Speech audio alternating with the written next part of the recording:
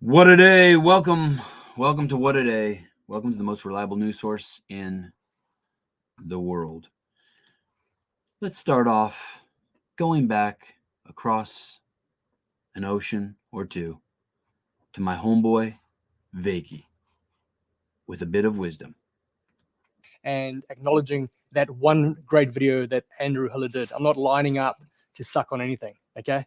I was just commending the man on making a great video. It's a great thing to know. It's just because you commend someone for doing one great thing, it doesn't mean that you are now their best friend. It doesn't mean that now you align with everything they say. It's just a nice rule to live by, and to know that if someone comments on something, like, you're allowed to comment on something that someone's done, even if you don't agree with that person's life or philosophy or any of that stuff. It's okay to say good job, you know? But Sivi, thank you for the kind words. I really appreciate this, because I want to say the inverse of what Wykie's saying. He's saying just because you say you like something someone does doesn't mean that you have to like them or you have to line up to blow them. But I also want to say the opposite. You can be critical of someone once and still say 1,000 nice things about them. You guys know that I play around with the Lone Ranger podcast, but there's plenty of great stuff they do. And I don't categorize someone because I'm frustrated with them or I'm poking at them. I don't lump them into this everything they do is evil.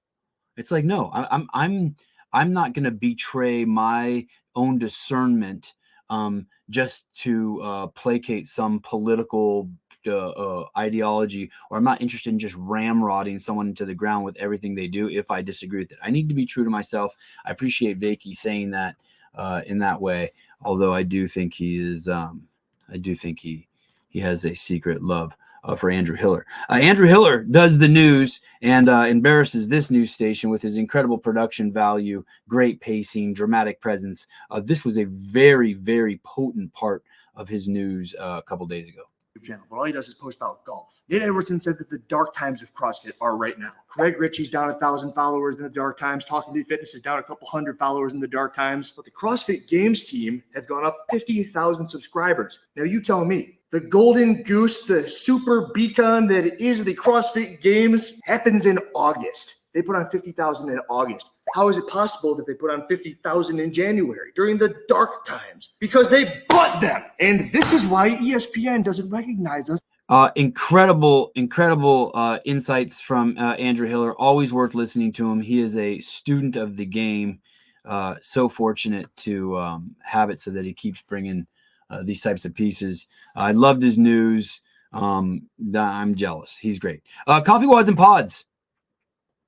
Continuing the success with Around the Whiteboard, had a bunch of guests on the show, each person in their own way bringing a certain je ne sais quoi, a certain nuance. Three very interesting characters. The guy on the right, Cooper, is an agent. The guy in the middle is a world famous figure in the CrossFit space that maybe a lot of you don't know, because normally we don't get to see his face. A CPT, a legend in his own right, and then also a guy who's worn every single hat in front of the camera, behind the camera, L1 team, coaches, affiliate owner. I mean, this guy has done it all. But if you don't know how brilliant Rory McKernan is, you should watch this episode. He is just dropping bombs.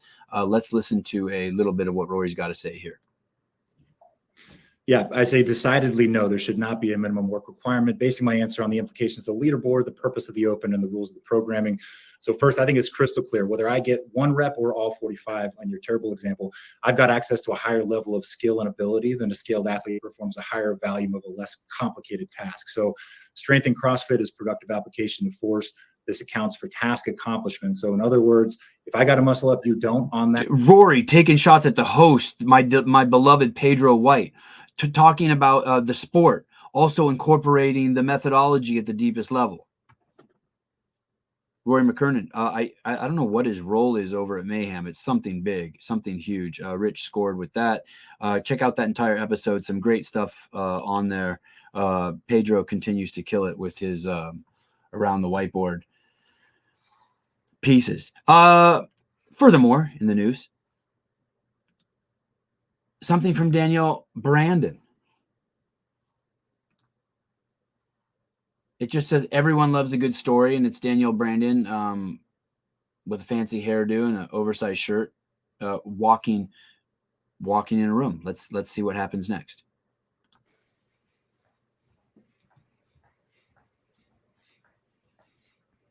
Okay.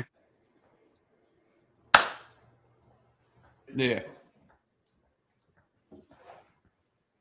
Yeah.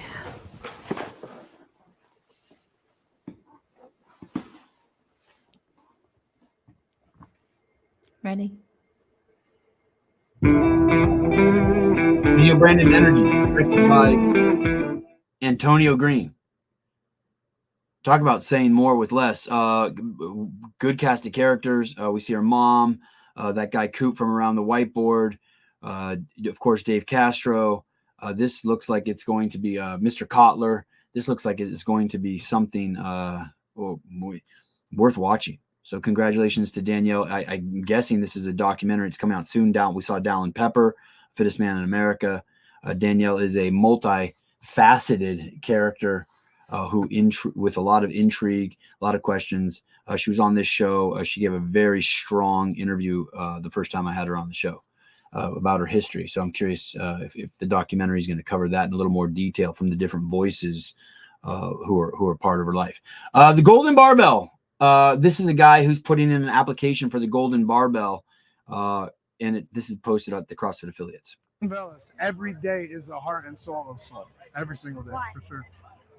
His unique perspective on spending time with folks, the way he sets up his classes, just the banter he has with clients, he makes people feel incredibly special, and he can do that while delivering an incredibly technical perspective on coaching and like water it down so anybody and everybody can understand it. Sean is the heart and soul of our program always. Did he say Sean? Because he must have meant Sevon, because he said the heart and soul, a unique perspective, and giving people his undivided attention. And then it said Sean. I think that they just dropped the V. I think that must have been Sevon. If anyone's a candidate for the Golden Barbell, it's me, Sevon Matosian. Andrew Hiller made a video showing Danny Spiegel working out. It says Danny Spiegel Athletics has been putting in the work this offseason, clearly has listened to the pundits this offseason and has cleared up her movement. What a great way to start 2024. I can't tell if that's facetious or not. I suspect it is.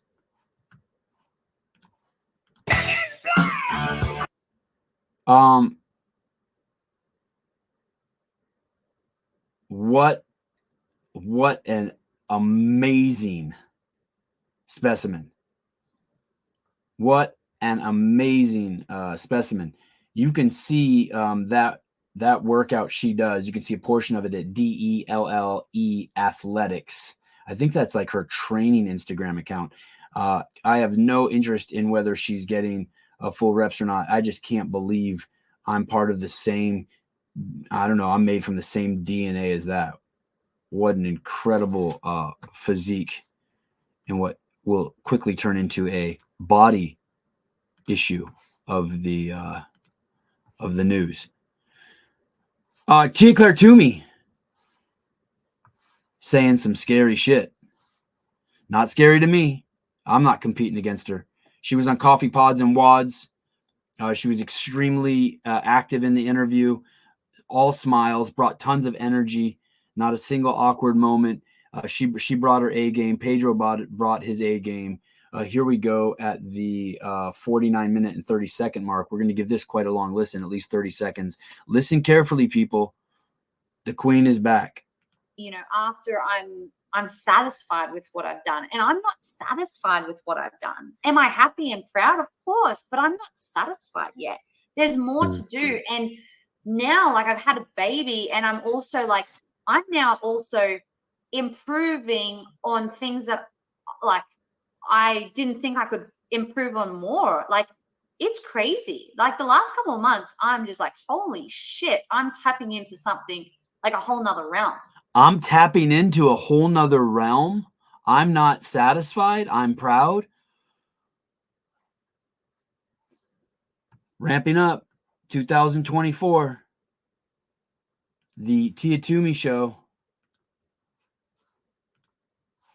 It's going to be something. I'm going to enjoy it. I'm going to thoroughly enjoy her just putting a world-class beat down on everyone. The body issue. I told you it's the body issue. Let's talk more about bodies. This is 24.1, which was performed today live at the CrossFit Games YouTube station. Dave Castro did a tremendous job announcing the workout. It's a brilliant workout. I'm excited to do it. This is prior to the open workouts. They put on a little exhibition. No one was going that hard. They were just doing, I don't know what this was, squat cleans or something. Here we go. But listen to the commentary here. 2024. How about Jeff Adler?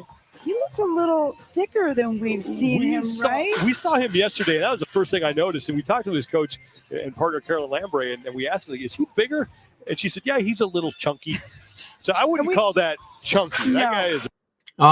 Sean Woodland and Annie Sakamoto saying he looks big. Carolyn Lambre commenting on his body, saying he looks a little chunky. Sean Woodland walking it back. I don't think he looks chunky. We know what Adler looks like with this shirt off. He's an action figure. But everyone loves the bodies.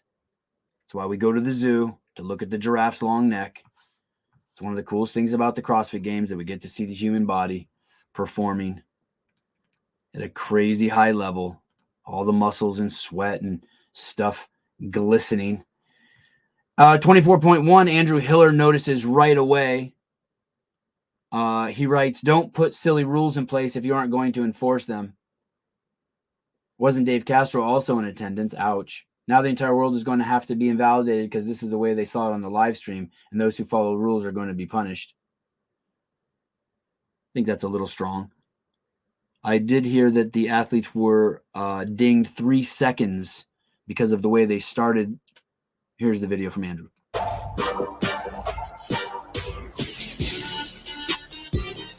So it says in the quick start guide, start standing tall with your back to the dumbbell. And the guy demos it with his back to the dumbbell. First, complete 21 dumbbell snatches with one arm. 3, 2, 1. Juxtaposed with the athlete starting it, the great Adrian Bosman, part of the senior team that brings us to the game, starting the event, and you see the athletes don't have their back to the dumbbell. A minor infraction. Rumor has it they were all given 3 seconds. That has not been confirmed. Andrew doing what Andrew does and making sure things are being done right. Speaking of bodies, holy cow. Everyone take a deep breath. Chandler Smith. What is he made of?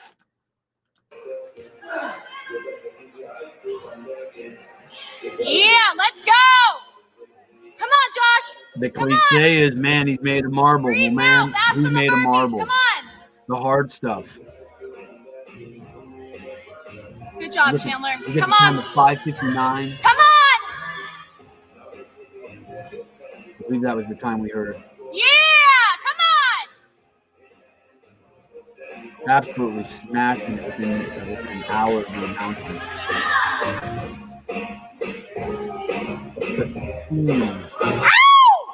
Physique and walks off like very few of us will when we compete in, I don't know if compete's the word, perform. 24.1. Wisdom from the Fluffy Duck. You don't expect it, but you can find wisdom everywhere. Fluffy Duck talks to us about how you're supposed to eat protein powder. Supposed to be shaking up your protein powder all the way. You're not supposed to be dissolving it all the way. I'm telling you, I worked at GNC for 6 years, and every single time we had a rep come in from like BSN or Optimum Nutrition, they would tell us, hey, this protein powder, you're not supposed to be shaking it and dissolving all the way. You're supposed to be mixing a little bit of water, keeping it chunky. So when you're drinking it, it's supposed to be chunky. And when it goes down, these chunks of protein that are still together, they're going through your body and they're finding your bicep, your tricep, your chest, and they're sticking and they're latching onto these muscles. And that's how they're growing. This is how the muscles are growing. This is what Mr. Olympia, like C-Bum and stuff, this is what they're doing to get these huge muscles. It's not steroids. It's not steroids. You're not supposed to. Fluffy Duck advocating slurping down chunky protein. I hope Wykie sees that. Emma Carey retires in order to commune with God. It's a nice post, some Bible quotes that clearly influenced her in the direction that she would like to have her being pointed at. After she won Wadapalooza this year, she said that she wasn't, well, you can go back and see the interview. The best I can do is paraphrase it, but she wasn't feeling fulfilled. Maybe even seemed a little guilty that she had her focus in the wrong place. And she's one of the greats, one of the most promising athletes in the space.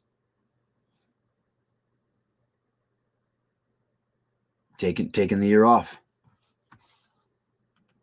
Young lady performing at the highest level. Mal O'Brien did an interview with Talking Elite Fitness. It's the second one that we've seen in a week. She did it with Lauren Khalil. If you skip up to the 12:48 spot, Mal says something that resonated deeply with me. Here we go. And sometimes I wouldn't do it, but it was just like, even while I was doing that stuff, I couldn't really ever enjoy it. Like, my mind was literally thinking about what's on my spreadsheet for tomorrow, what I'm doing the rest of the week, how I need to be in bed by 8:30, and I'm still out at 8 type thing. It was just like really hard to be in such a strict routine and stuff.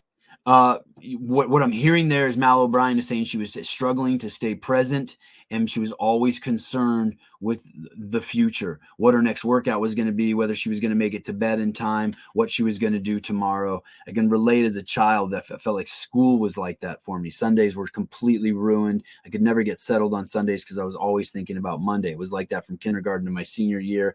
I think that's the best. I think that's a fabulous description she gave right there. You can see the whole interview over at Talking Elite Fitness. It's called Mal O'Brien, Why She's Sitting Out, Discovering What Makes Her Happy, and Surfing in Hawaii. So she's hitting the reset button.